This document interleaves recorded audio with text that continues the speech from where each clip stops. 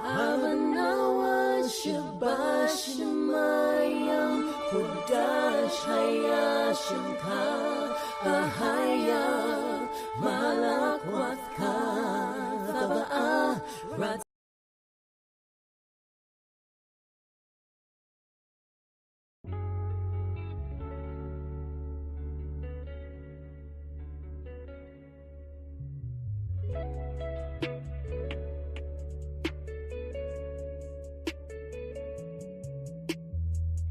Kuwab Hashabata, Masha Panasha, Zaka Hakodeshaba, Shuwab Lahatawara, La Ayara, Kobal Haban, Kobal Haruak, Haya Awa, Haya Salam, Lamad Mayan Hamelek, Iraya Sala, Zahadawa, Iwaparath Hagawayam, Yakau Nasayawan, Alabahadam, Alabahashim.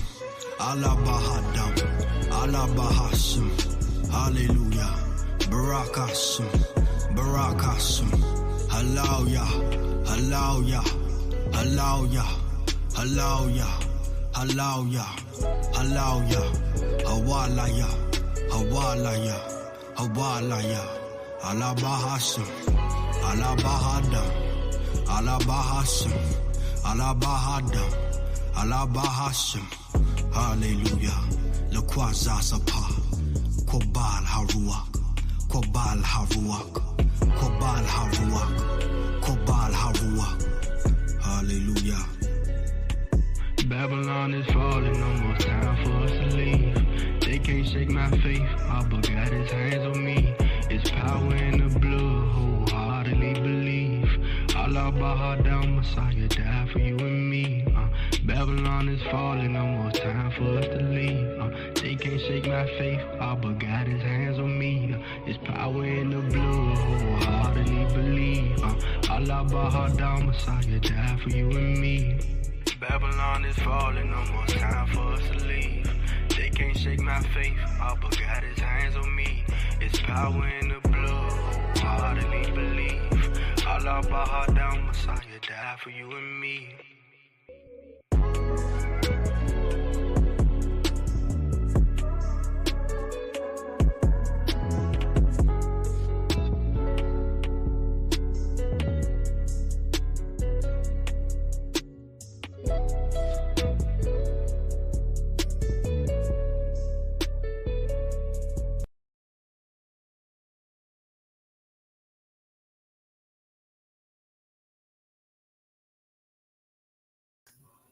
Hey, Shalom, Israel, Shalom. All praise to the Most High. Shalom, Shalom. It's Captain Jonathan.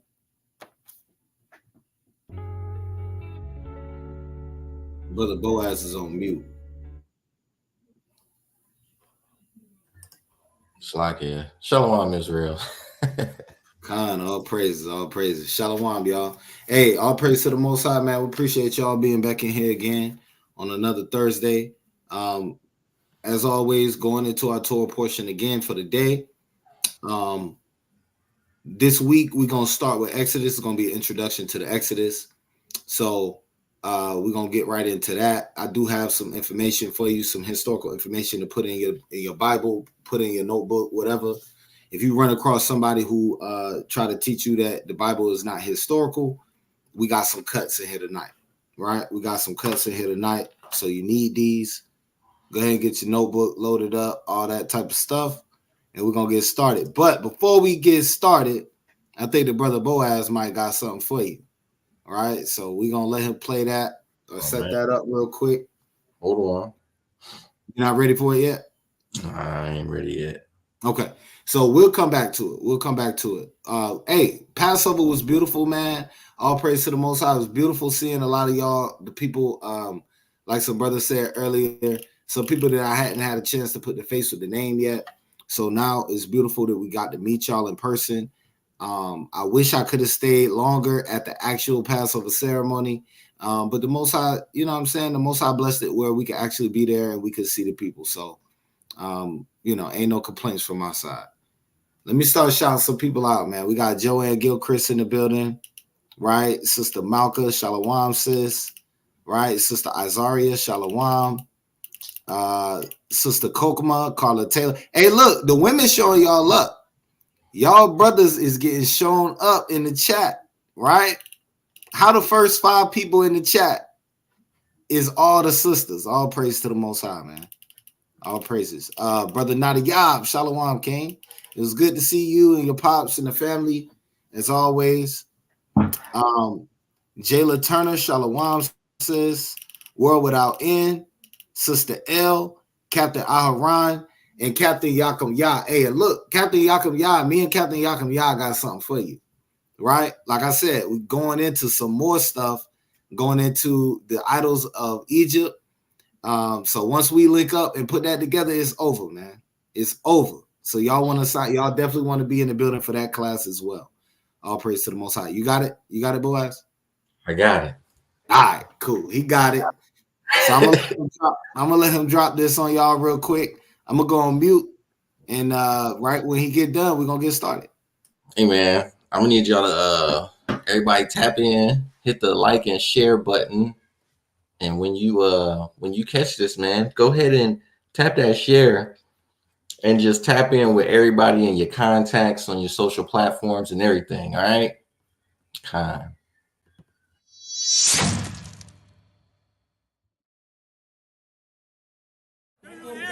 We got the latest Passover in 2024. What's up? One thing can save us, Katie. What's that, Grocer? Simplest thing in the world. Honesty. Heat this plate, I'm finna knock the steak off.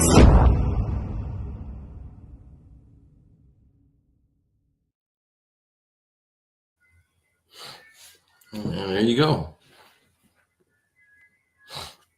There you go. That's all y'all needed. A few seconds, you know what I'm saying? But as you saw in the video, it's coming soon. You know what I'm saying? So stay tuned. Brothers is getting that worked out. And we're going to have it ready for y'all, hopefully here shortly. You know what I'm saying? Con, that's right. That's right. I was supposed to play the video. I know Judah going to be mad at me. But I was having some technical difficulties, man. So Most High willing, we get that together. But yeah, the brothers put together some beautiful stuff for the Passover, man. Hey, the community coming together. That's all I want to say, Tawala. Thank you. All right, go ahead. All right, let me charge my computer up, man. You know, I got some technical stuff going on real quick. You said you were supposed to, he wanted you to play the whole video? Nah, he sent me a video specifically for the class. He was like, yo, he sent me one specifically for the class. Yeah, but I'm not on my normal computer. My computer don't be doing the right stuff. I thought you were talking about the little short dog.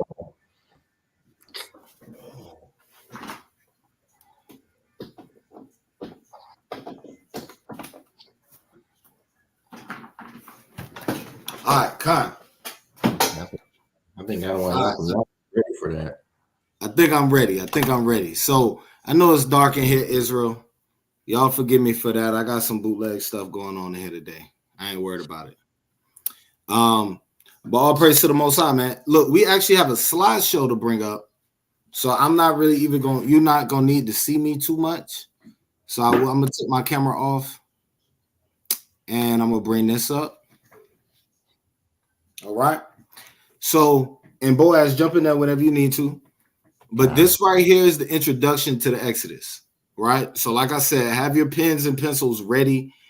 I'm going to give you some nice ammunition to go against the people who say that the Exodus was not a historical event. I'm going to also go into the actual book a little bit as far as the structure of the book and some possible theories about who wrote the book and theories about the authorship of the book, right? And then we'll tell you what we teach, right? So all praise to the Most High. I'm going to just go ahead and get started. So the name of the book is Exodus, right? But in the Hebrew is Shemoth, right? And that word means names. Because when you go into Exodus, let's go to Exodus 1:1 real fast. When you go into the book of Exodus, this is how it starts off. Book of Exodus chapter 1 and verse 1. Now these are the names of the children of Israel, which came into Egypt. Every man and his household came with Jacob. Okay, so most of the books of the Torah are going to be named after one of the first words in that book, right? So Genesis is named Bereshit because that's the first word of the Bible. Exodus is named Shemot because that's the first main idea of the book, right? And then so forth and so on. Deuteronomy is called Devarim because that means the words, right? So anyway, we're gonna get right into it. So let's keep going. That's the word in the Hebrew right there at the bottom. All right. So these are the things we're gonna go over. Like I said, we're gonna go over the authorship, we're gonna go over the timeline of the Exodus, we're gonna go over the structure of the Exodus, why it's written, and archaeology to support the biblical record. So, number one, who wrote the Exodus? Let's get Exodus 17 and 14. So the short answer is Moses, right? Short answer is Moses wrote the book of Exodus.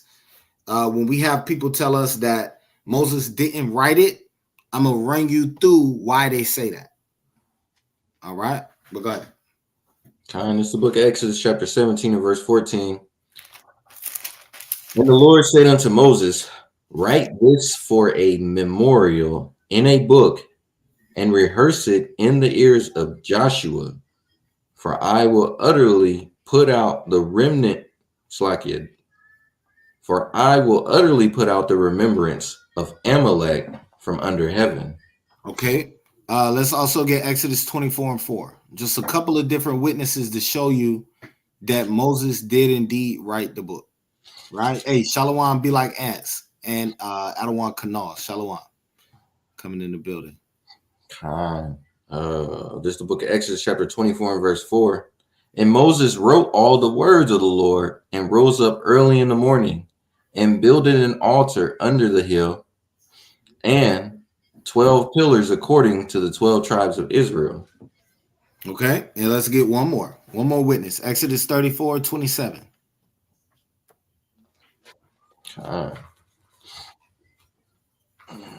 Just the book of Exodus chapter 34 and verse 20 and verse 27.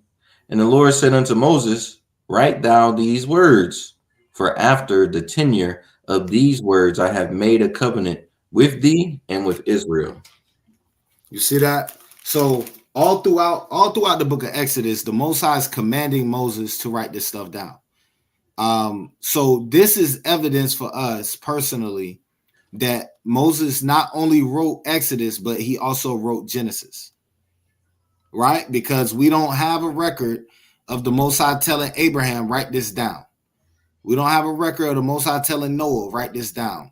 Telling Adam, write this. You see what I'm saying? All the way down. It starts here, really, when we get to Moses. And it makes perfect sense because Moses, once again, was a high authority in the land of Egypt. He would have been skilled with writing. He would have been skilled with language, all of that, right?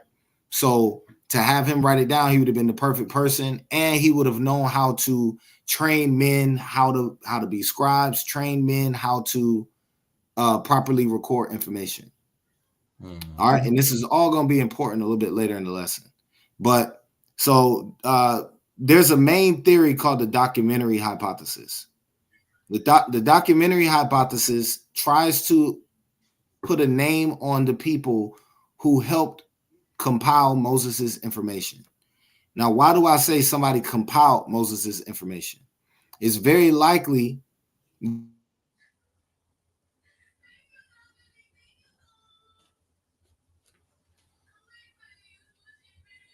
It's like your mic went out, Adawan.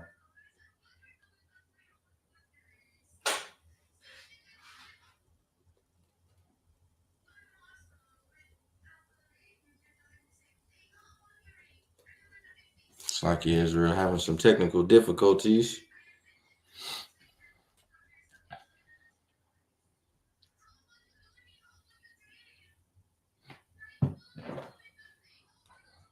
Hold on. It's like, bear with us, Israel. Give me 1 second. I'm not sure if he's still talking or not.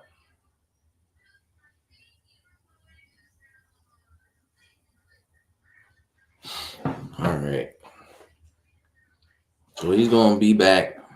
Having some technical difficulties with the computer. As the brother was saying, he's not on his normal computer. And I'm sure y'all know what that's like. Dealing with a different type of computer. But, let me see, because there was some other brothers that came in the room.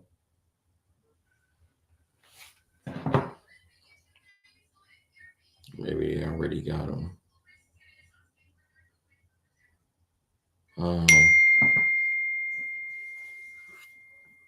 Let's see here. Somehow he left, but his whatchamacallit is still up. And I can't go through the slide. Oh, Shalom, Yaquab. Come.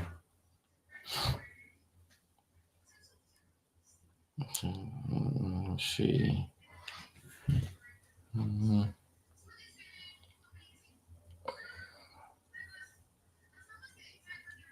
So, I'm trying to see. Because I think everybody that's in here, well, most of the people that's in here, I believe, was at the Passover. Is there anybody that's in the chat that was not at the Passover, but y'all joined us on the live?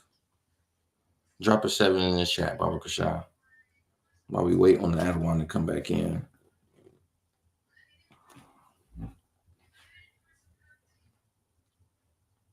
Is anybody on the live who wasn't with us in Georgia, but they did send a live? Kind. All right. What was something that you took from the lesson that was brought out?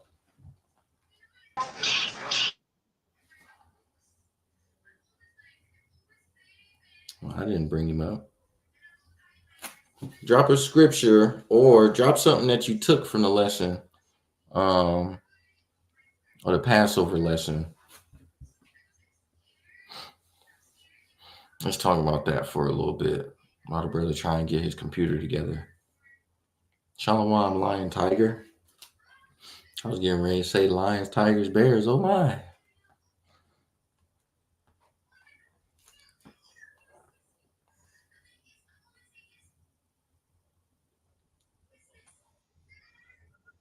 Hey, Shalom, Salakia.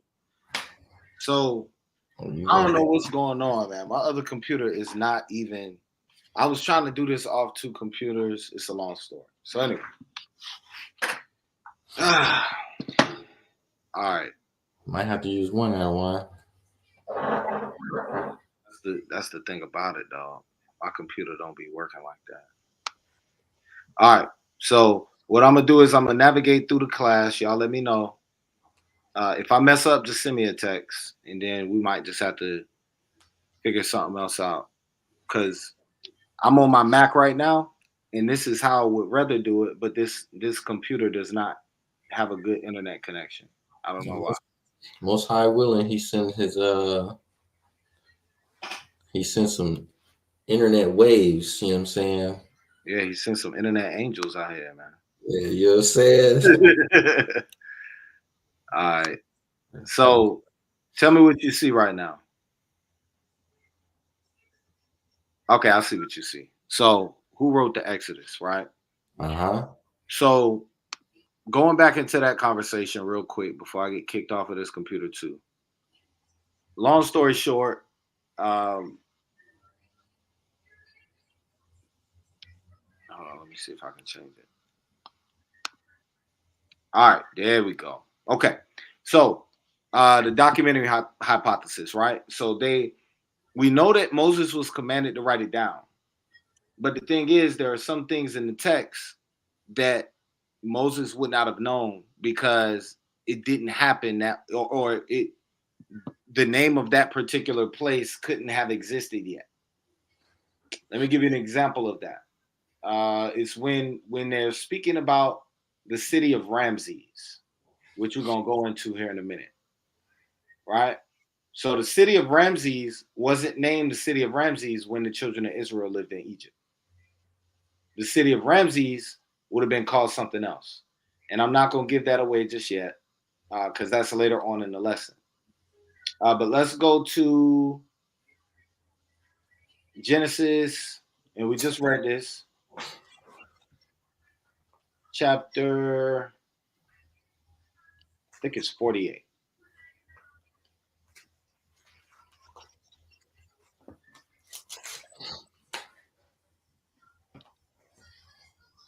Hold on real quick. Dang, this is really messing me up. Salakia, y'all. Give me a quick second.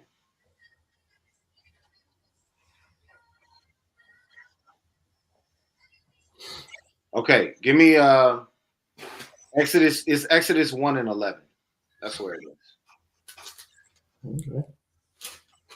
All right, let's look at Exodus chapter 1 and verse 11.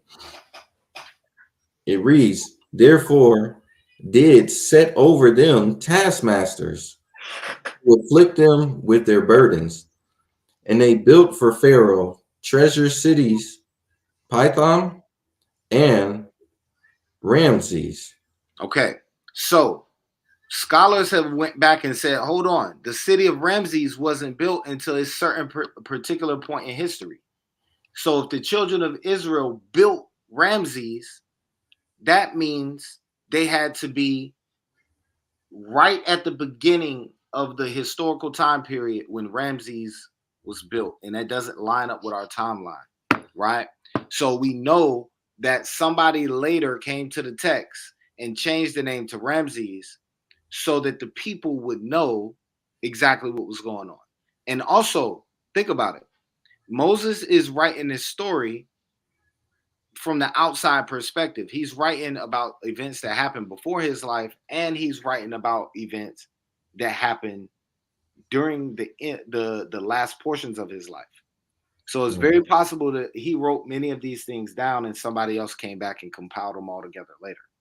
So this is called the documentary hypothesis, right? And you got to know this because people who scoff the Bible might come and hit you with this.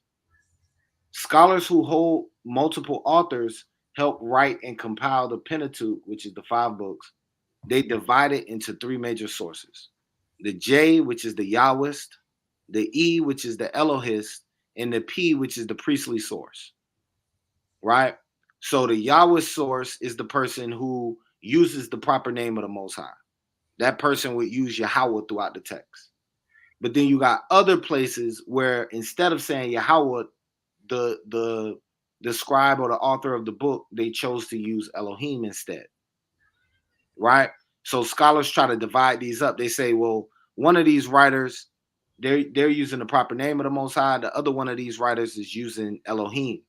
And then the last one is like some people would believe a person like Ezra or somebody like that compiled the Torah. And this person would be a priestly person. They were a priest. They were trained on how to handle the text and things like that. But once again, we believe that Moses wrote it down because that's what the Bible says. But we still do acknowledge that it's possible somebody came later and organized these writings or preserved these writings, right? And changed certain names of certain places. Like, for instance, the name of the neighborhood, or where we was at for the Passover, right? We was in Decatur. A lot of people came down and stayed in Decatur. So the name of that place wouldn't have been Decatur 2,000 years ago.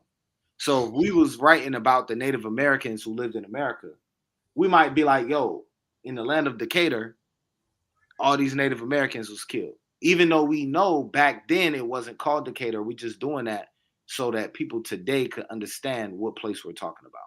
So that's what this whole theory is about, right? Now, let's talk about the timeline of the Exodus.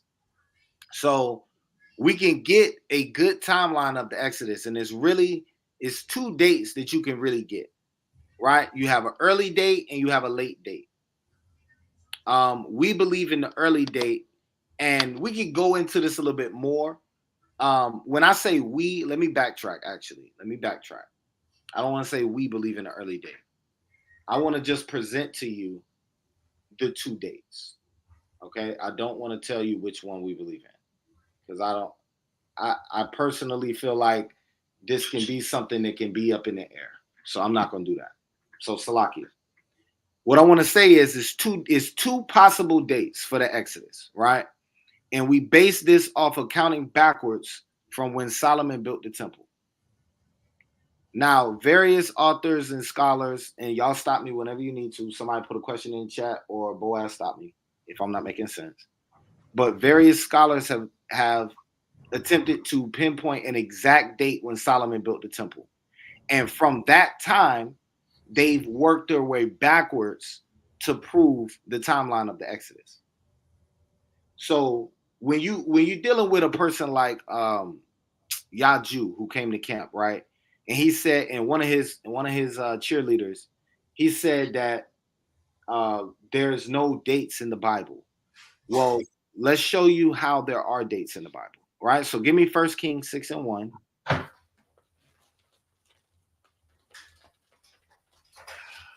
It's the book of 1 Kings, chapter 6 and verse 1. And it came to pass in the 480th year after the children of Israel were come out of the land of Egypt, in the fourth year of Solomon's reign over Israel, in the month Ziph, which is the second month, that he began to build the house of the Lord. You see that? So the Bible's telling us 480 years after the Exodus is when Solomon began to build the temple, right? So we can work back from Solomon's date, from the date that Solomon was the king, and we can count backwards 480 years. And one of the dates that we get is around 1447 BC, and that's what they call the early date of the Exodus.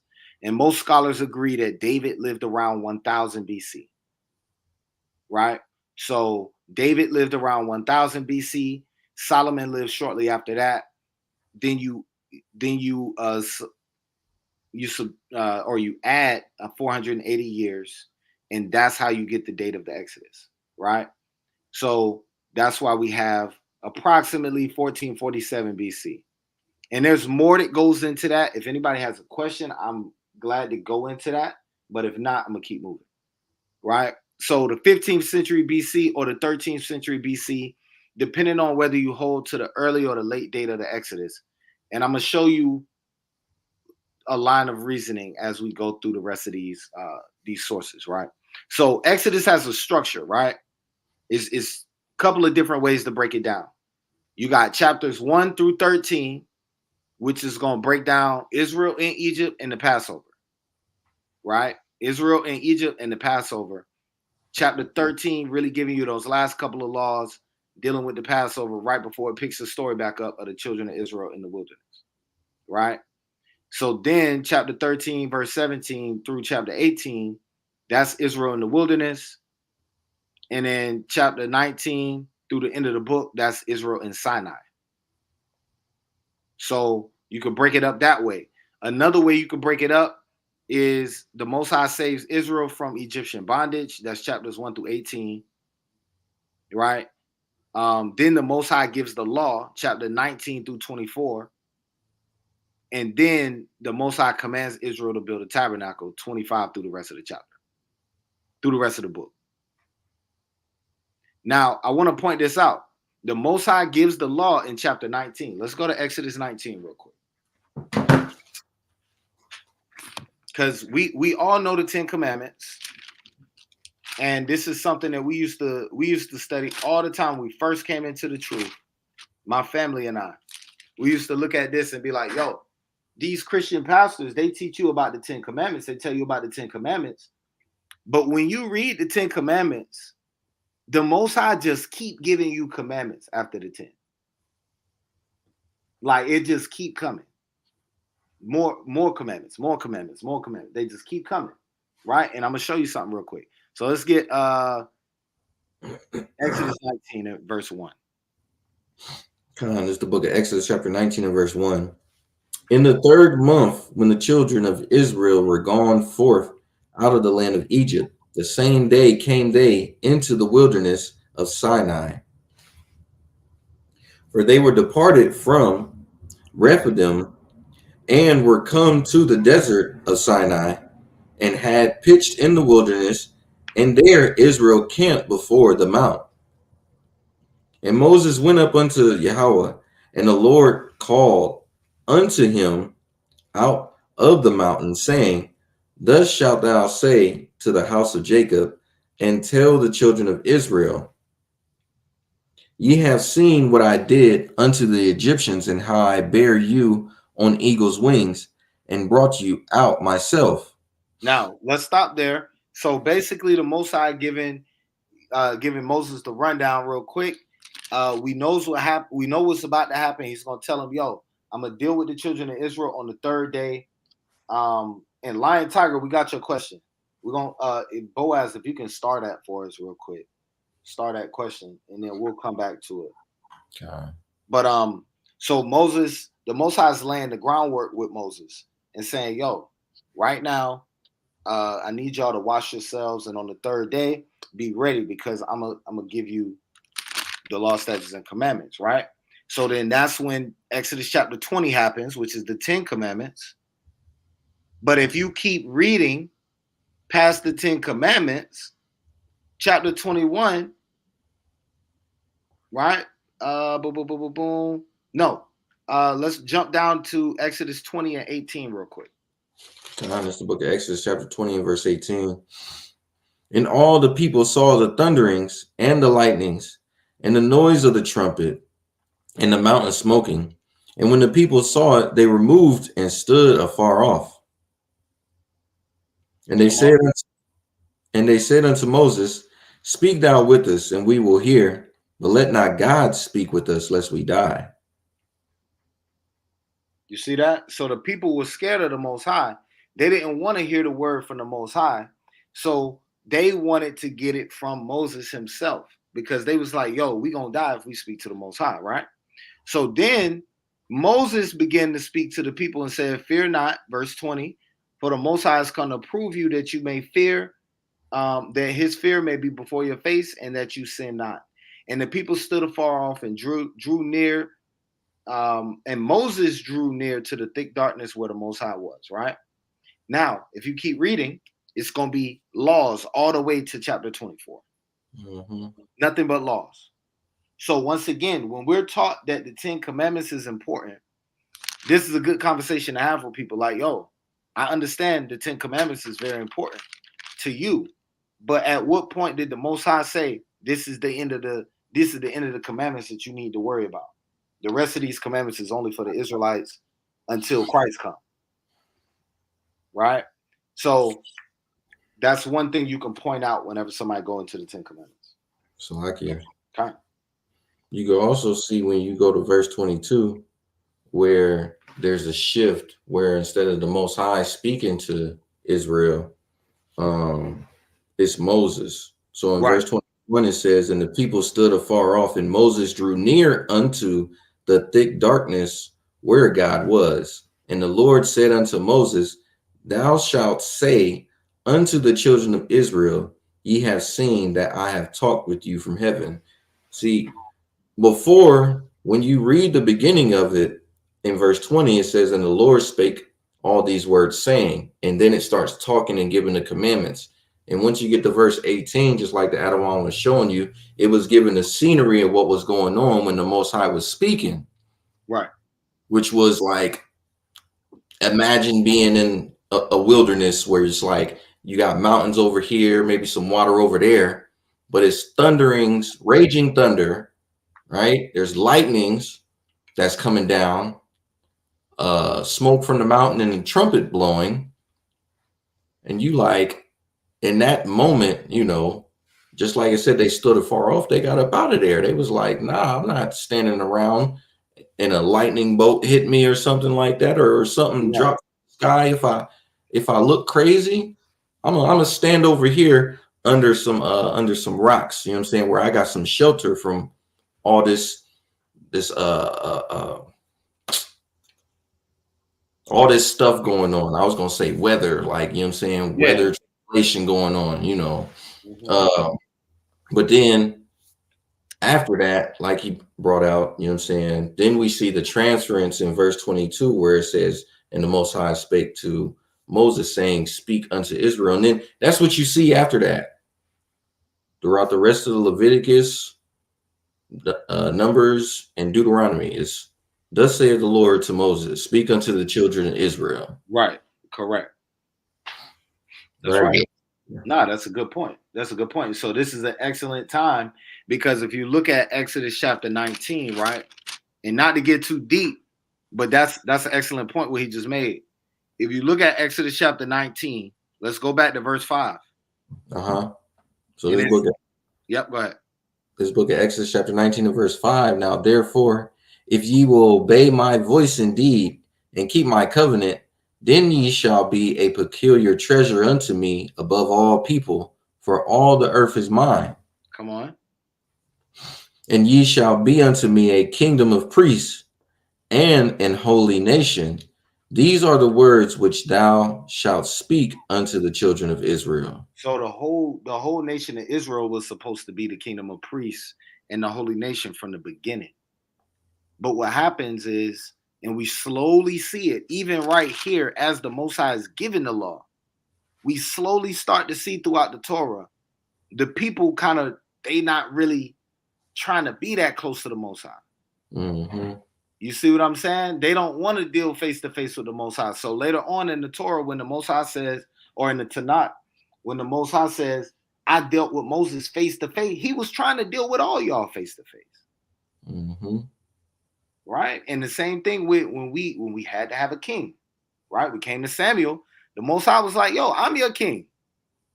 Right? So now when we get to the kingdom, we can finally get back to what it was originally supposed to be. We'll have direct connection to the Most High, right? Because he said, I will be their God and they will be my people. So we'll have direct connection to the Most High again.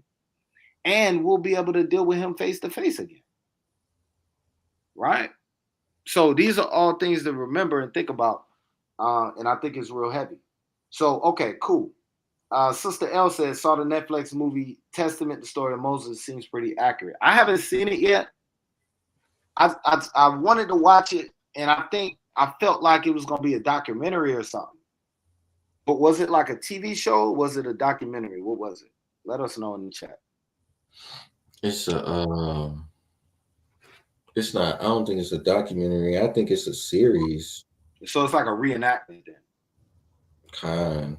Okay. Yeah, I can rock with that. I thought it was going to be like a documentary. I'd be very reserved about watching them jobs. Okay, like a docudrama, right? I'm gonna go watch it though. You know what I'm saying? Okay, Khan, all praises. So let me jump on Lion Tiger's question real quick. He said, not to get off subject, but were there 13 months during this time? Now, we can't prove that there were 13 months during this time. And this is why I say that. The way we understand that there's 13 months now is because of the month Adar. And then we have a second Adar in order to keep the Passover in its due season. But the month Adar is named after the Babylonian calendar. That's a Babylonian month name. And it's the same thing with Nisan. It's the same thing with Tammuz and a bunch of other months. I think Tishrei. It's a couple of months that a lot of those months is named after Babylonian months. So why am I bringing this up? Well, the Babylonians don't exist yet in the book of Exodus. Right? Now, not the original Babylonians that you read about in Genesis. They existed, obviously.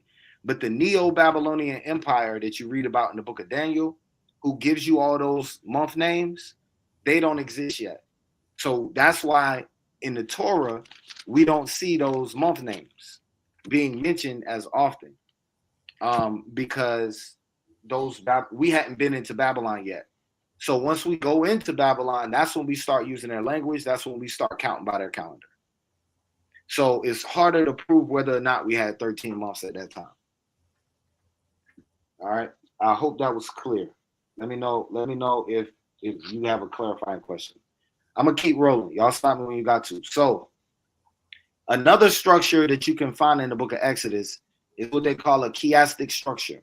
Now, this is all throughout the Bible. This is not only in Exodus. You can find these in the Gospels. You can find these in the books of Paul. This is a very complex writing system where, and I'm going to show it on the screen to make it make sense, but it's a complex writing system where people will say things on one half of the book that mirrors the other half of the book, right? And whatever's in the middle is generally the focus. So when we read in this, obviously the Passover story is the focus of Exodus, right? When the Most High sends the plagues, and then the death of the firstborn, and then the children of Israel being redeemed. That's the center of the book, right? But let me show you what I'm talking about.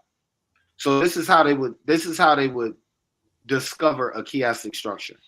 So they'll put A, B, C, D, E, F, G, and then they'll do the same letters on the second half so that you can see the correspondence, right? So in the first half of Exodus, in the first half of the book, Israel's in Pharaoh's house and they're building for Pharaoh. At the very end of the book, right, Israel is in the Most High's house or in his camp and they building for the Most High, right? The same thing with B. Moses acts as a judge. He kills a man and he's rejected by Israel. All the way at the end of the book, Moses acts as a judge. People are killed because they were rejected by Israel, right? Because Moses was rejected by Israel or because somebody was rejected by Israel, right? C, again, Moses in the wilderness with Jethro and the Most High speaks at Sinai. C at the bottom, Israel's in the wilderness with Jethro, the Most High speaks at Sinai. Do you see how it's a mirror? So whoever wrote these texts, these was not damn desert dwelling people that didn't have no knowledge. Like these people were skilled in scribing and they were skilled in very deep theological concepts early on, right? So this just goes to show you the intelligence of our people back then. All right. But this is the purpose of the book. Let me get Exodus 7 and 5.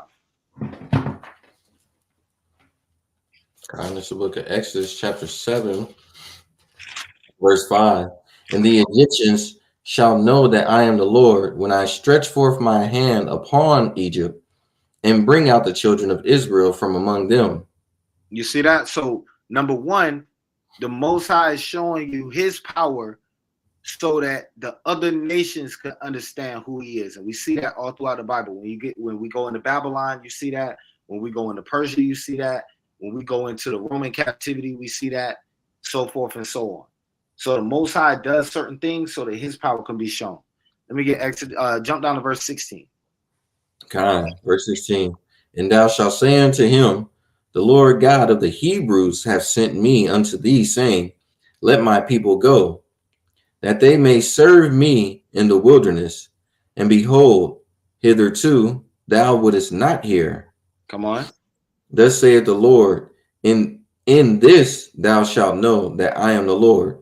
Behold, I will smite with the rod that is in mine hand upon the waters which are in the river, and they shall be turned to blood. Okay, so the second thing is the Most High did this so that the children of Israel will know who he is. That's why all throughout the Bible he's saying what? I'm the Most High who brought you out of Egypt. I'm the Most High who brought you forth with a strong hand, X, Y, and Z. All right. And then Exodus 9 and 14. The book of Exodus chapter 9, verse 14. For I will at this time send all my plagues upon thine heart and upon thy servant and upon thy people, that thou mayest know that there is none like me in all the earth. For now I will stretch out my hand, that I may smite thee and thy people with pestilence, and thou shalt be cut off from the earth. And in every deed, Slakia, and in very deed, for this cause have I raised thee up, for to shew in thee my power, and that my name may be declared throughout all the earth. You see that? So the Most High is also showing us that he playing chess. So it's a lot of things that he's showing us right here in the book of Exodus. We didn't see this so much before, right? We see it clearly now. Not only is the Most High redeeming his people and putting judgments on the other people, right? To show that he has a favorite people and he got other people he don't care about too much. Not only is he showing that, but he's also showing that, yo, I allowed you to become a great kingdom on this earth just so I could do this and show my power. Right? So we learn a lot of things about the Most High just by reading the book of Exodus. Mm-hmm. All right. Now it's time to get into it. Let's get into the archaeology of this thing real quick. Right? And this is where y'all want y'all pins. So no Egyptian inscription exists that tells directly of the Exodus of the Israelites. And we can expect that we will never find it. Because there's almost no, well, first of all, Egypt had their pharaohs. They believed that their pharaohs were God on earth. Right? So the way that they would write their stories was very interconnected with their mythology. Right? One pharaoh might be a representation of this god. One pharaoh might be a representation of that god. And to write something negative about that pharaoh is to write something negative about a god that they believe in. So they wouldn't do it. Right? So, hey, I got you, Adawan Yakum. You already know. So they're not going to write negative information. This is an early form of propaganda. Right? Because they wanted the people to trust and believe in their gods. So anything negative that happened, they basically wrote it out of history like it never happened. And we see this all throughout Egyptian history. Right? So that's why we don't expect to see the Passover story or the Exodus written down in history. But they do record a couple of things that they couldn't get away from. For instance, the Hyksos. It's a people group called the Hyksos that came into Egypt. And the Hyksos were Asiatic rulers who came into Egypt and lived in the Nile Delta. And they ruled there for a couple hundred years. Right? And under the Hyksos, the Egyptians felt like they was disgraced because it's like, dang, these foreigners that came in and took over our land and they ruling our land. Right? And this is a real thing. You can look this up in history. So that's one of the main negative things that happened throughout Egyptian culture. And I thought it was very interesting that there are Asiatic people from the land of Canaan, right, traveling into Egypt. And we're going to show you some real compelling evidence real quick, right? So archaeology to support the account. Number one, Proto-Sinaitic script. So what we have is the pictographic Hebrew, right? Before we started using the Paleo Hebrew, or what we call the Lashawan Kodash today, before we started using that, we used pictographs, meaning we use pictures to denote words, right? And our alphabet is actually a predecessor, or our alphabet now actually stems from the pictograph script. And if I had that on the screen, I would show you, but I don't have it. But you just Google that. I'm gonna put it in the chat real quick so y'all can see it. Boaz, if you can just if you can pin this so the people can see this. Okay. Yeah, that's right. Brother Brown said hieroglyphics. That's right. And why am I showing you this? Because we know one of the main distinguishing factors of ancient Egyptian culture was what? Their hieroglyphics, right? Exactly. It's just like emojis. It's so funny because back in the day, that's how people communicated. They didn't have a character for each sound in order to create words, they had a character that displayed an idea, right? So it'd be like a bird, and then it'd be a house, birdhouse. You know what I mean? Like that's how they was communicating for real. Well, when we left Egypt, and their language was called the Medu Neter, right? I need y'all to write that down. The Egyptian language is called the Medu Neter, and that Medu Neter is very closely related to the pictographic Hebrew, right? So that's proof, that's archaeological proof that our people at some point in time came in contact with the Egyptians. That's not enough proof to prove anything because a lot of people came in contact with the Egyptians. So let's keep going. Give me Exodus 2 and 3 real quick. Okay, that's the book of Exodus chapter 2 and verse 3. And when she could not longer hide him, she took for him an ark of bulrushes and daubed it with slime and with pitch, and put the child therein. And she laid it in the flags by the river's brink. Okay, so right here, the word basket and ark, right? So it's H8392. And if you pull that up, you don't have to pull it up right now. But if you pull that word up, and I have it right here, it's going to say H8392, and it's Taba, and it's a box or a chest. But notice what it says here. Probably of foreign origin, right? Because there are loaner words in the Hebrew language. You expect if a group of people, if some Mexican people lived in America for 150, 200 years, you expect for them to have some English words in their vocabulary, right? That's not irregular. You actually expect that to happen. So because we spent so much time in Egypt, we actually now have words from the Medu Neter in our vocabulary. Because we spent so much time in Babylon, as we was going over before, we have words from their language and their culture in our vocabulary, and so forth and so on, right? Greek language, the Latin, when you start dealing with the Romans, right? So we spent so much time here. We spent 400-something years here. Yes, we were culturally influenced by those people, and now we have words that come from their language. And when we Google this word and look it up in the blue letter, it's going to tell you it's of foreign origin. And I'm going to show you, Egyptologist James Hoffmeyer has highlighted the numerous Egyptian words that are often missed in the verse.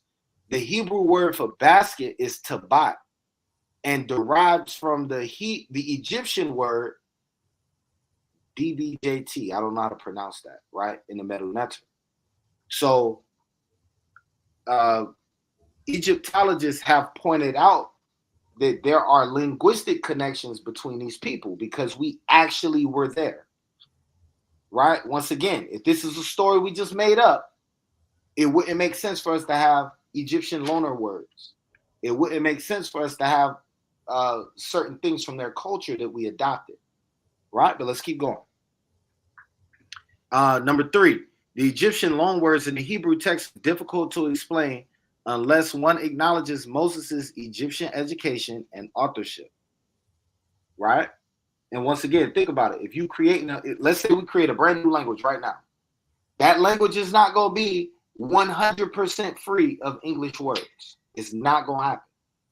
As a matter of fact, when the so-called Jewish man tried to revive Hebrew, right, what they call modern Hebrew today, which is only Yiddish with like 5% actual Hebrew words in their vocabulary, but it's just Yiddish. But when they tried to revive modern Hebrew today, they have words like airplane, right? Because these things exist and they're very important things on earth, so they had to have words for them. And why create a brand new word? Just use a word that everybody already knows, right? So that happens all the time. I'm gonna keep going. All right. Evidence for the account continued. The Papyrus Brooklyn 35.1446. This is an Egyptian document written in hieratic script that names 95 household servants of a noblewoman named Senebtisi. 40 of the names are Semitic, right? 40 of the names are Semitic, and Hebrew is a Semitic language, in case you're not clear on that. And several have been identified as Hebrew names. And this all dates to the 13th dynasty, which is approximately 1809 to 1749 BC, just after the time of Joseph. So that would make sense if we believe in the early Exodus, right? As opposed to the late Exodus. It would make sense that we have names of household servants. Number one, the Bible told you that the children of Israel became servants in Egypt. Now we have a document that says Semitic people during the 13th dynasty were in Egypt as servants, and many of them had Hebrew names. There's no way around that, right? Another one, the tomb of Reckmeyer. The tomb of Reckmeyer is circa the 15th century BC, right? And the painting depicts Nubian and Asiatic slaves. Now, Egyptians called people from Canaan Asiatics. Very important to think about. Where did our people come from? When we read the Genesis account, right? When we read the Genesis account, Genesis chapter 50.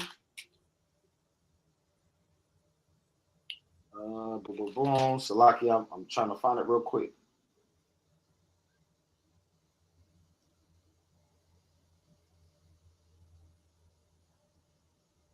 Genesis, actually, let me jump back. Joseph's sons visit Jacob. Boom. Settlers in Goshen. And we're going to go over Goshen as well.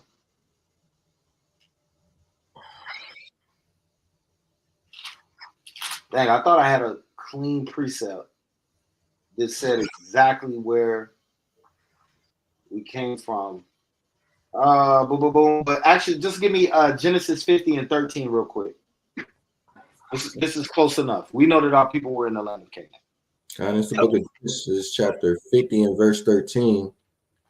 For his sons carried him into the land of Canaan and buried him in the cave of the field of Machpelah, which Abraham brought with the field for a possession of a burying place of Ephron the Hittite before Mamre. Okay, so the reason that Jacob wanted to be buried in Canaan is because he was from Canaan, right? Makes perfect sense. Well, when the Egyptians, the ancient Egyptians, or they call themselves Kemet, when the ancient commissions, right, they would call people from the land of Canaan Asiatics. This tomb of Reckmeyer from the 15th century depicts Nubian and Asiatic slaves making bricks for the workshops of the Karnak temple. And slaves are seen collecting and mixing mud and water. Now, the biblical account says that the children of Israel were making bricks of mud. Right? So once again, it all lines up. And we're just showing you some things in history that you can bring out for somebody who says that the Exodus account never happened. And the timeline still works for the early Exodus, right? Let's keep going. This is the biggest one for me. When I saw this was heavy. The discovery of the city of Avaris under the city of Ramses. Now remember, we read earlier that the children of Israel were helping to build the city of Ramses, but the timeline doesn't work. So we know that the children of Israel weren't building Ramses, they were building the city that predated Ramses, but it was in the same geographical location. Archaeologists have discovered that the city's name was Avaris, right? And that's from Genesis 47 and 11, which I think we read earlier. It says the use of the word Ramses is an update to the biblical text by later editors to replace an archaic place name with one that was more recognizable. Now watch this. While the site is most famous as a Hyksos capital, now remember who I told you the Hyksos were. The Hyksos were Asiatics who left the land of Canaan, came into Egypt, and took over that portion of land. That's who the Hyksos were. It was originally settled in the 19th century, which, according to the timeline, would be around the time of Joseph, by a group of non-Egyptians from Canaan, as evidenced by the Canaanite pottery and the weapons they used. So, in the ancient world, when you wanted to prove a people group that you dug up out of the ground, right? Because once you dig them up, they're only bones. But how can you prove who they are? You can prove who they are by the pottery shards, because different cultures had different types of pottery, and they had different weapons. When they dug up graves in the city of Avaris, and some of this is in the slideshow, some of this is not, but you can Google it and it will show you. When they dug up the graves in the city of Avaris, they found bodies facing the east. Bodies buried facing the east. They also found a big pit with hands cut off and a bunch of hands thrown into the pit, which was a tactic that the Hyksos used to use to punish people. And they also found Canaanite pottery shards and Canaanite weapons. So it's almost impossible at this point to say that the people living in Avaris were not from the land of Canaan. That would be impossible to say at this point in time. Right? But let's keep going. It says the excavations at Tel Adaba have revealed the presence of an Asiatic community who first settled as pastoralists. What does that mean? Meaning that they were shepherds. They kept sheep and they were just moving to and fro. Then grew in number as well-to-do entrepreneurs and became subservient to the Egyptians and finally left. These are the notes, copy and pasted from the website from the archaeologist crew that was on site at Tel Adaba, right, when they discovered Avaris. So once again, more evidence to point to the biblical record actually being true. Right? Look at this. There was evidence of a 4-room house in the village. Now, another way that you can tell the people that you're dealing with is the architecture, the things that they're building. So one of the things we do is we point to the pyramids, right? We point to the pyramids that we find in South America. We point to those same pyramids that we find in Egypt. We point to those same pyramids that we find in New Mexico, X, Y, and Z, and we say, hold up, there might be a connection here. These people might be connected somehow. Well, that same science can be used here.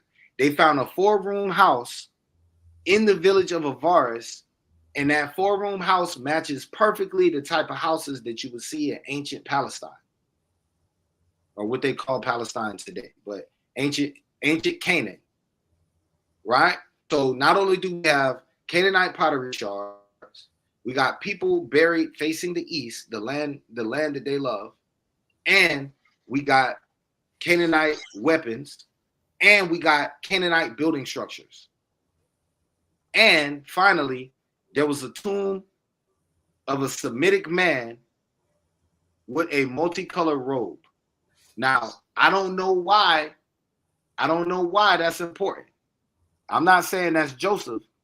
Mm-hmm. I'm just saying there's a prominent tomb in the city of Avaris with a Semitic man with a multicolored robe. All right. Let's keep going. The next piece of evidence is the Berlin pedestal. So the Berlin pedestal is an Egyptian inscription housed in the Egyptian Museum in Berlin that almost certainly refers to Israel as the nation in Canaan. the inscription has 3 name rings, 2 of which clearly read Ashkelon and Canaan, and the third of which has been reconstructed to read Israel. It indicates that the Israelites had migrated to Canaan sometimes in the middle of the 2nd millennium BC, right? So that would point us to the time of the early Exodus, as we've been saying. All this other evidence we've been seeing has also been pointing to the time of the early Exodus, right? Let me get a couple more things here. The Merneptah Stele. Anybody who remembers our biblical class that we did in the past on archaeological evidence of the Bible, the Merneptah Stele should be in there, right? So it was erected in 1208 BC by Pharaoh Merneptah in the Temple of Thebes to boast of his claims of victory in both Libya and Canaan. Most scholars agree that this is the oldest definitive reference of Israel as a nation outside of the Bible. So once again, when people say that the children of Israel never existed, why does the Merneptah Stele exist? Why does that exist? That means that you mean to tell me that a pharaoh in Egypt who didn't know the Most High God, who didn't care about the Most High God, is writing about a nation who didn't exist, all so that they could prove the Bible was true? No, that don't make no sense, right? So in the Merneptah Stele, they list off Israel, right? It says the clearest Egyptian reference to Israel. Is also important because it points to an early date for the Exodus. Once again, the early Exodus. The Merneptah Stele is evidence that the Exodus from Egypt, led by Moses, took place in the 15th century as the biblical data indicates. Right? Now, I'm going to go into this, but I put the word possible on here on purpose. I'm not teaching that I know who the Pharaoh of the Exodus is. Let me make that clear. But based on the overwhelming evidence, it's possible that Amenhotep II is the name of the Pharaoh of the Exodus. It's possible, right? And this research will continue, most I will, right? So Amenhotep's son, Thutmose IV, was not his firstborn son. Let me say that again. Amenhotep II, the ruler who took over after him, was not his firstborn son. And this is extremely uncommon in Egyptian culture. The Egyptians were going to make that firstborn son the next king. That's how it was going to work, right? But in this particular case, Amenhotep II did not have his firstborn son become the next pharaoh. And it's not clear in history as to why, but some scholars believe that he died in infancy. Some scholars believe that he died in infancy, which is the reason why his firstborn son did not become the next pharaoh. So that's a possible connection to the 10th plague. Salakia. Okay. Amenhotep II's 9-year campaign, in which he took over 100,000 captives. Now, I found this on Zion Lex channel. So shout out to Zion Lex. But look, Amenhotep II, he took over 100,000 captives. And what was so cold about the 100,000 captives is he didn't go out to capture those captives in the springtime, which is the time when kings go to war. He went out in the fall. That's number one. Number two, his 101,000 captives that he took, he went into the land of Canaan to take those captives. That's number two. And number three, this is 46 times as many as his predecessors. He was the most successful slave catcher in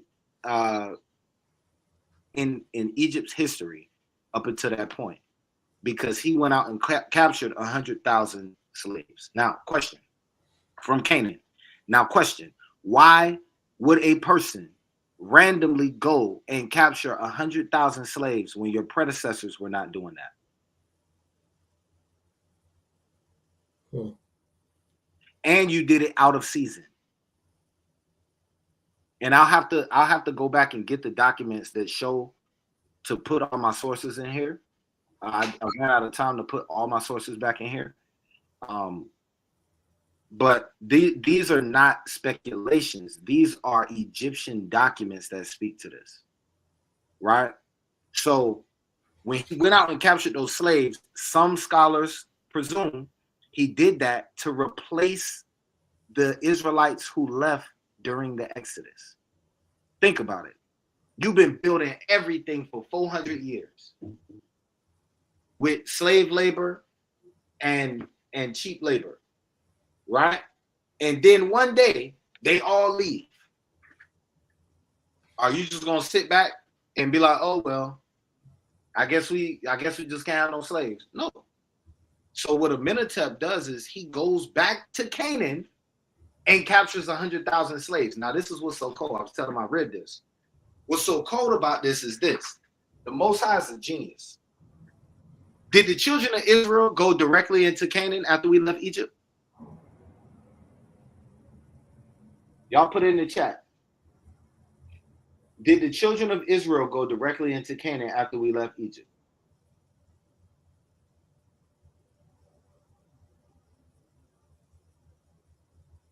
Right? I'm gonna let them wake up and put that in the chat because we gotta see. Okay, there we go. La'ah. Right? What happened? The Most High had us traveling through the wilderness for 40 years. So if Amenhotep was the Pharaoh of the Exodus, that means he witnessed the Exodus, he was pissed off, then he went and carried out a crusade in Canaan, but we wasn't even in Canaan yet. So he went and got a whole bunch of people from Canaan. We was in the wilderness chilling, and then by the time we get to Canaan, they're weaker, they got less people, and their fighting men are gone because the Most High set it up where the Egyptians came and took 100,000 captives from Canaan. Right? Once again, showing you that the Most High is a mastermind. If this be the Pharaoh of the Exodus, right? Now, Amenhotep also documents, because it gets deeper.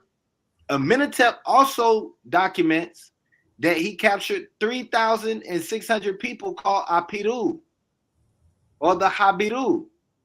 What word does that sound like? What word does Habiru sound like? Hebrew. It sounds like Hebrew, right? So not only did this man's firstborn son not become the next Pharaoh, he went out and captured a whole bunch of slaves, some of which were called the Habiru. He took that military conquest into the Levant or into Canaan. And all these things added up together. They don't necessarily prove that he's the Pharaoh of the Exodus, but it does raise a strange question, right? So once again, I just wanted to bring all this out to show you that there are historical reasons for teaching the Exodus. There are historical defenses. Don't let nobody tell you that none of this is true. I have heard sources of people saying that chariots were found in the Red Sea and all this type of stuff. I couldn't find sources on it though. I couldn't find sources on the chariots. So if somebody got that, please drop that. I need that. You know what I'm saying? I need those sources. But other than that, that's all I got for the introduction to the Exodus. All It's right? like you talking about the chariot wheels they found at the bottom of the sea? Yeah, Khan.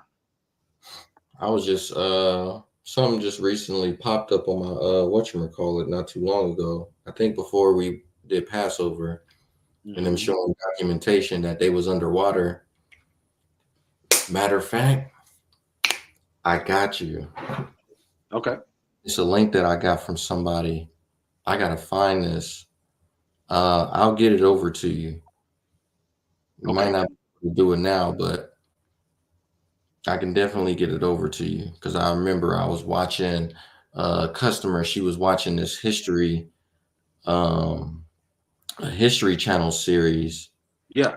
It had a weird title, and when I was in there working on her home, it was talking about the Exodus and about the Bible, and I'm like, and I'm just listening to it as they going into it and all different types of stuff, talking about spirituality and things like that. And I'm like, some of this stuff sounds off. I was actually I was working on trying to find the text that talks about in in the Egypt text when it refers to the man Amenisi. Yeah. I was trying to find that to add on to the lesson where it correlates Amenisi, who killed an Egyptian soldier, and Yeah. also Moses, who killed an Egyptian soldier. You know what I'm Yeah. saying? Yeah. Gorilla did a presentation on it, and I was looking for it. I looked high and low for that, and I couldn't find it, bro. Yeah, it's not an easy feat, I will say that.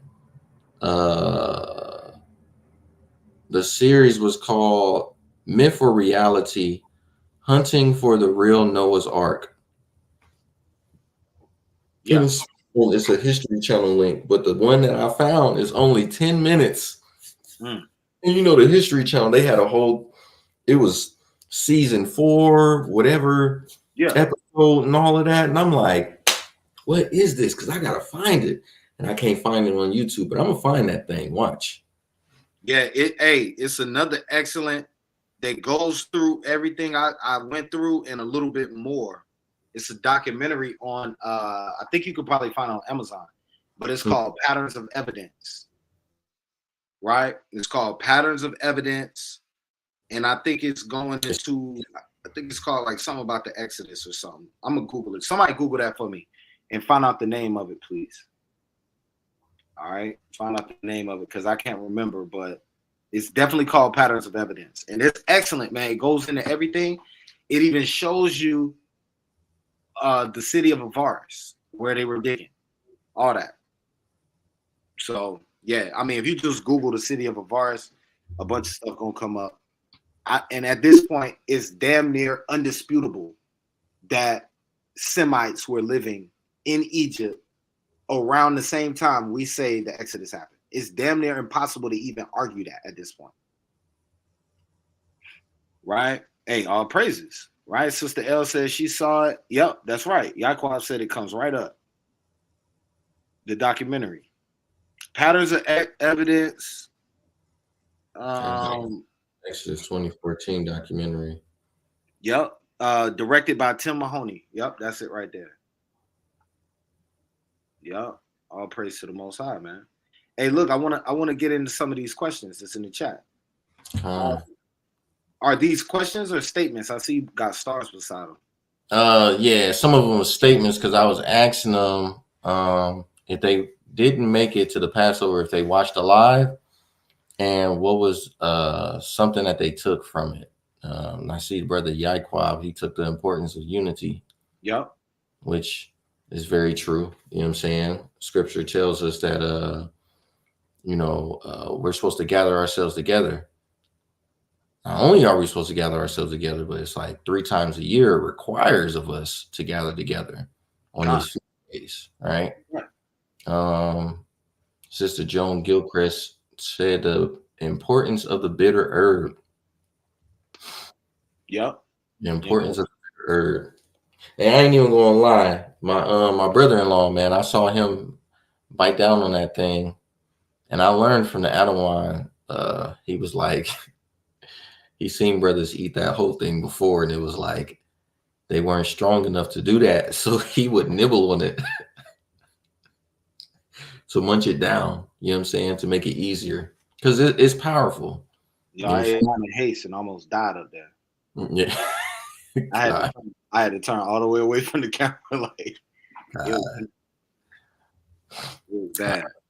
Yeah, but the importance of it is to remind us of the bitterness what our ancestors was going through during a time of captivity. What else is there? Yaquab said, examining ourselves when eating the Passover. God. Hey, Salaki, before you go into that, I want to just highlight that all of the symbolic parts of the Passover, right? All of the symbolic parts of the Passover, because once again, it's a ritual that we are performing to connect ourselves to that spiritual principle. Right. You know what I'm saying? So like you said, the importance of the bitter herb is remembering the bitter bondage, remembering the bitter suffering that our ancestors had to go through here in this land. Mm-hmm. So I ate my jug of haste. It almost killed me, but I wanted to get the effect of remembering that bitterness. You know what I'm saying? Like, and I think if you don't have a health reason, or you know what I'm saying, or some wise reason why not to do it, I say do it. You know what I'm saying? I say get the whole burn from that bitter herb. That jug ain't no joke, boy. Yeah. It definitely is real. Examine ourselves. So go ahead. He says, so Israel built avarice and dwelled there. Yeah. So the Bible says, the Bible uses the word Ramses, but when archaeologists dug up Ramses and went under it, they realized that there was a city named Avaris there first. And that city of Avaris was there during the time that our people would have been there, or Semitic people would have been living in that region. And that's also a place where most scholars believe that Goshen is. So I believe that Israel built Avaris. That's what I believe. I wouldn't teach it as doctrine just yet, because I think there's still a lot of information that needs to be had. But I think there's a strong case to make for it. Right? Yeah, that burn is like fire. I don't want to know over righteous, man. He talking about he had 4. Hey, I think I got a small clip I'm gonna pull up out of one. Footage, Red Sea crossing in Mount Sinai. Yeah, I'm not gonna do that. That's like 50 minutes. But even though the Israel, let me see. All right. So this is supposed to be like a clip where they're talking about they went down into the Red Sea, doing their, excavation and things like that they do.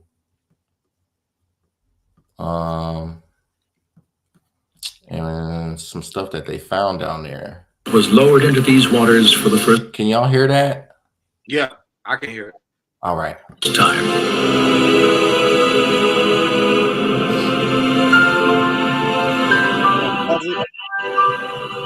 This has never been done. No one had been in the area at all with a remote control camera.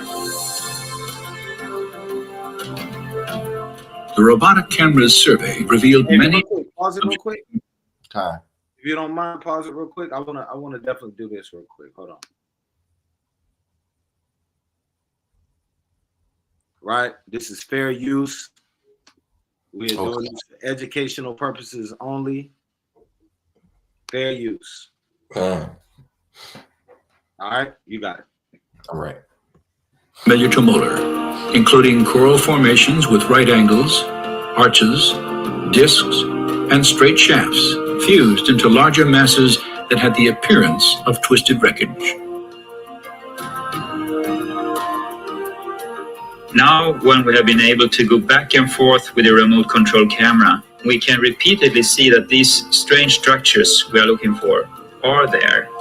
Not at one place, but you see them again and again and again. There are situations where you see something that looks like an axle, a hub, something that looks like a wheel, and you say to yourself, this is not a coral reef, this is a coral growth on an artifact. And that is what's different to me when I compare corals at other locations around the world. Since the earliest explorations at Nueva, One distinctive type of formation has often been identified on the sea floor. A slender, table-like structure, sometimes standing on end, with a coral-encrusted base, a straight shaft, and a circular top. It's a 90-degree angle, a right angle between something that looks like an axle and the wheel. You can see this in different varieties, and it looks very different from normal coral growth. And it is like a man-made structure with a coral growth on it. In the midst of them, Pan Tien photographed this circular object attached to what appears to have been a broken axle or hub. This discovery was significant for two reasons. Pan Tien had documented the coral-encrusted form of a wheel with dimensions similar to ancient Egyptian artifacts, directly across from the proposed Nueva crossing site. Her find also provided independent confirmation of earlier evidence establishing wheel-like formations on both coasts of the Red Sea, in accordance with descriptions in the biblical record.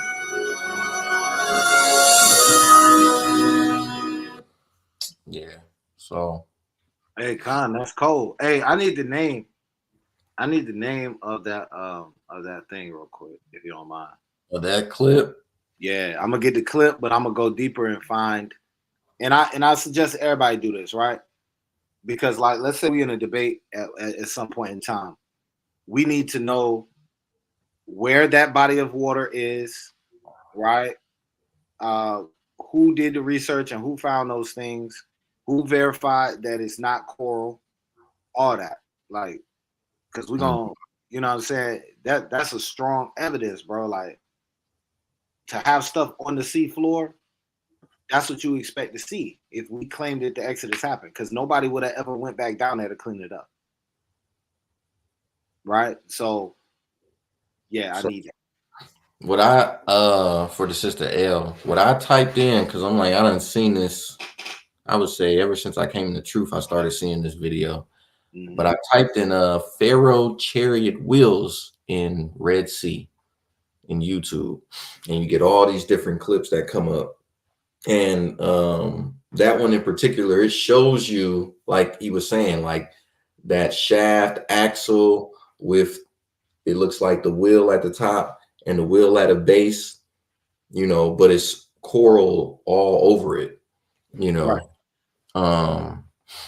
But you could, like, if you was looking at it, you could see it.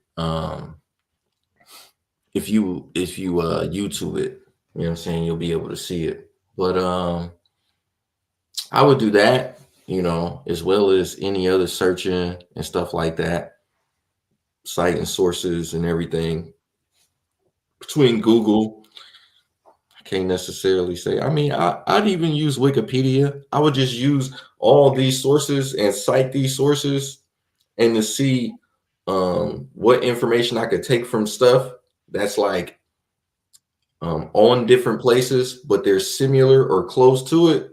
Right. And everything else, you know what I'm saying, I get rid of. Like they say. I use Wikipedia a lot of the time just to have a starting point. Because when you go to Wikipedia, all the information is not bad. You know what I'm saying? Some of it is poor, but most of the information, it'll at least have sources at the bottom sometimes, or it'll lead you in the right place to where you can find other good stuff. So, yeah. Hey, let me get this real quick in Romans chapter 9. Okay. This is the book of Romans. You want to start at 1? No, let's start at 22. Okay, this is the book of Romans chapter 9 and verse 22. What if Yahweh, willing to shew his wrath and to make his power known, endured with much long suffering the vessels of wrath fitted to destruction? Right.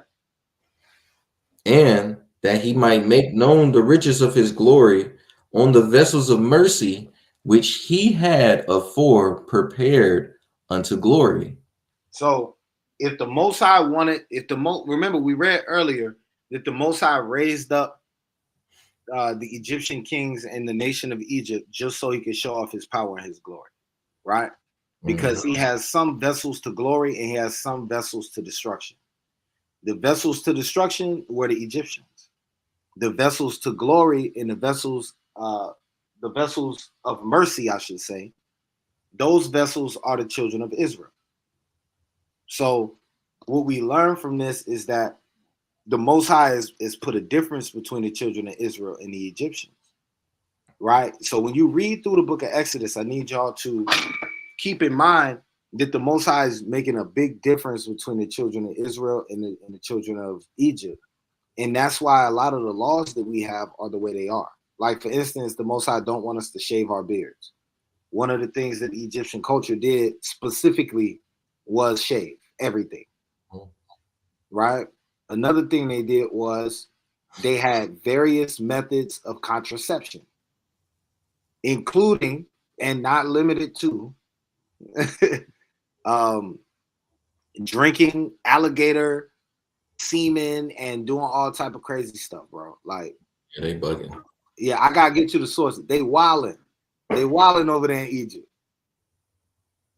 right? So the Most High is putting a very stark difference in contrast, and I had to bring that out because, ultimately, we supposed to not be like the Egyptians, and now we are in the land of spiritual Sodom and Egypt, right? Some people will break that down and say that's Jerusalem, but you know what I'm saying? That's where we at now. We in spiritual Sodom and Egypt, and we have to have that same mind state. We can't be like these people out here, right? And we got to take that even into our research methods. Don't research the way Esau do, right? Let's research a little bit deeper because we got to study to show ourselves approved to the Most High, man. That's right. All right. And let's hit 20. Well, you already read 23. So that's really the point for that verse. I wanted to bring that out earlier, but I forgot to bring it. But yeah, hey, all praise to the Most High, man. Like I said, me and Adawan Yakim, y'all gonna get into this. We're gonna go into the gods of Egypt and the paganism of Egypt. And in some of that, I'm gonna be going into the methods of contraception because they worship the alligator, they worship the cat, they worship various different creatures in Egypt, the beetle, right? They worship various different creatures, and they use those creatures as a method of contraception in many cases, kind of like a backhanded way of devoting that child that they're stopping from being born to that idol, right? So it's a lot of weird stuff they did over there in Egypt, man. So the Most High hated that place. Hey, that's a fact. He said we probably feel nostalgia. Yeah, because our ancestors was there so long. Facts. So, also, when we pick back up in Exodus, y'all, when we pick back up after this introduction class, we're going into Exodus chapter 14, right? So if you wanna get brushed up on the rest of the Exodus, use this Passover season to read through it. Also, Captain Aharon taught a lesson on it last year during the Passover. He basically taught Exodus chapter 1 through 13. So if you want to go and get chapter 1 through 13, go back and watch the Passover lesson and use this as the time to go through it, comb through it chapter by chapter. But next week, we're picking up at Exodus 14. Let me confirm. We might do 15 as well. Once we start getting into these laws, we're going to really have to go one chapter at a time because we're going to have to break them down. Mm-hmm. Exodus 14 and 15 going to go together. And then from there, we're going to be good to go. So next week, 14, man. But yeah, we appreciate y'all for joining tonight. That's all we got for tonight. Anybody had any questions or anything, let me know before we shut it down. Yeah, drop it in the chat. Yeah. Hey, that's right. And I think Captain Judah, did you upload the snippet? Oh, okay. Judah, I'm about to go ahead and play it for him, King. I put the snippet on there and played it. Did you play it? Because it looked like it was skipping when you did it from my side, but maybe that was just my connection. All right, it's up there. Okay. I mean, I played it. I don't know if anybody was watching the class in the beginning and they saw the snippet video. Was it skipping on you? And if it was skipping, drop a 1. If it played good, drop a 7. I'm going back a little now. He said we're gonna play it again. All right. Well, it don't matter. We're gonna play it again anyway. Yeah, let's do it. All right. Want me to play it or bring out? Go ahead and play it. I don't think we got no questions.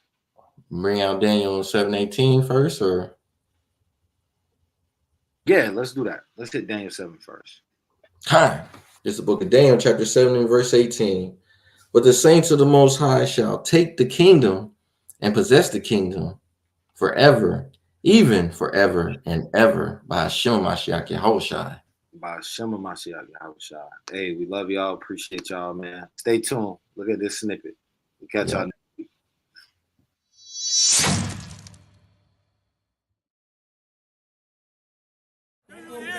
We got the latest Passover in 2024. What's up? One thing can save us, Katie. What's that, Grocer? Simplest thing in the world. Honesty. Heat this plate, I'm finna knock the steak off.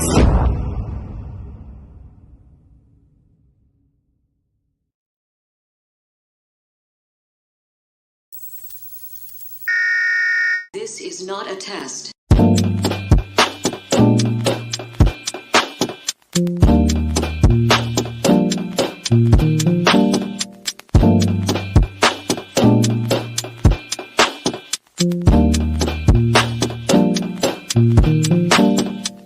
Black skin, black sauce, black Jesus, black music, black skin, black sauce, black Jesus, black music, black skin, black sauce, black Jesus, black music, black skin, black sauce, black Jesus, black music, black music, black music, black music, black music,